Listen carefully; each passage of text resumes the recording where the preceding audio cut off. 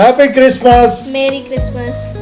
ప్రపంచంలో ఈ భూమి మీద ఉన్నటువంటి వ్యక్తులకు వారి వారి స్థితులను బట్టి, వారి వారి పరిస్థితులను బట్టి ఒక్కొక్కరికి ఒక్కొక్క విషయం సంతోషాన్ని ఇస్తుంది.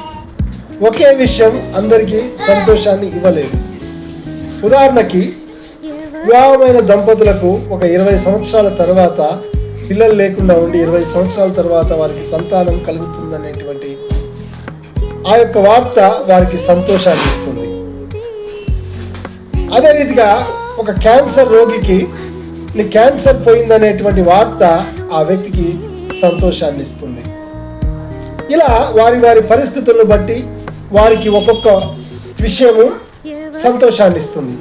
ఉదాహరణకి ఒక 5 సంతానం ఉన్నారనుకోండి, మళ్ళీ మీకు కుమారుడు కుమార్తె పుడుతుందంటే వారికి ఆ విషయం అంతగా సంతోషాన్ని ఇచ్చేది కాకపోవచ్చు. అదే 20 సంవత్సరాల తర్వాత పిల్లలు లేకుండా ఉన్న వారికి సంతానం కలుగుతుందనేటువంటి వార్త వారికి ఎంతో సంతోషాన్ని ఇస్తుంది. దీన్ని బట్టి ఒక్కొక్క వ్యక్తికి వారి పరిస్థితులను బట్టి ఒక్కొక్క విషయం మాత్రమే వారికి సంతోషాన్ని ఇచ్చేటువంటిదిగా ఉంటుంది. కానీ యేసు ప్రభు యొక్క పుట్టుక క్రిస్మస్ ఈ భూమి మీద ఉన్నటువంటి ప్రతి మనుషునికి సంతోషకరమైనది. అందుకే దూత ప్రభు పుట్టినప్పుడు సర్వలోకానికి సంతోషకరమైనటువంటి విషయం అని చెప్పడం జరిగింది. ఈ ప్రపంచంలో ఉన్నటువంటి మనుషులందరూ కూడా వారు ఏ కలర్ అయినా కావచ్చు, ఏ జాతి అయినా కావచ్చు, మనుషులందరూ పాపులే. అది దేవుని యొక్క ధర్మశాస్త్రాన్ని నిర్వర్తించలేకపోవడం వల్ల వారు పాపులుగా నిర్ణయించబడ్డారు. ఆ రీతిగా నేను తల్లి గర్భంలో రూపించటం పాపమని నేను చెప్పటం లేదు. అది తల్లి గర్భంలో రూపించటం అనేది దేవుని యొక్క కార్యం. కానీ వారు పుట్టిన తర్వాత ఈ భూమి మీదకి వచ్చిన తర్వాత వారు తమ క్రియల చేత, తమ ఆలోచనల చేత దేవుని యొక్క ధర్మశాస్త్రాన్ని నిర్వర్తించలేక వారు పాపులుగా మారిపోతూ ఉన్నారు. అంటే పాపులుగా నిర్ణయించబడుతూ ఉన్నారు. అలాంటి వారు నరకంలో పట్టి యుగ యుగాలు అగ్నిలో కాల్చబడిన వారుగా ఉంటున్నారు, కాల్చబడే వారుగా ఉంటున్నారు. కాబట్టి ప్రేమమూర్తి అయినటువంటి ప్రభువు, ప్రేమ కనికరం కలిగిన దేవుడు తనే మానవాళి కొరకు భూమి మీద పుట్టాడు. అదే క్రిస్మస్. ప్రభు భూమి మీద పుట్టడమే కాదు, ఆయన శిలువమాను మీద చనిపోతాడు.